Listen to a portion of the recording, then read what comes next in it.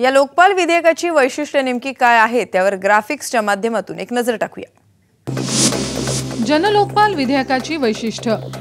लोकपालची निवड करणाऱ्या समितीत पंतप्रधान, लोकसभेतील विरोधी पक्षनेता, सर्वोच्च न्यायालयाचे सरन्यायाधीश किंवा त्यांनी नेमलेले सर्वोच्च न्यायालयाचे न्यायमूर्ती तसंच एक नामवंत कायदे पंडिताचा समावेश असेल।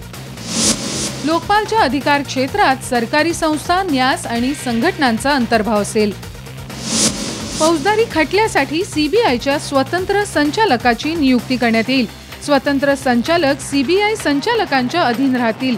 त्यांची नियुक्ती मुख्य सतर्कता आयुक्तांच्या शिफारसीवरून होईल। सीबीआय संचालक आणि स्वतंत्र संचालकांचा कार्यकाळ 2 वर्षांचा असेल। लोकायुक्त कायद्याची अधिसूचना निघाल्यानंतर प्रत्येक राज्याला लोकायुक्ताची नियुक्ती करणं बंधनकारक राहील। ब्युरो रिपोर्ट, साम टीव्ही।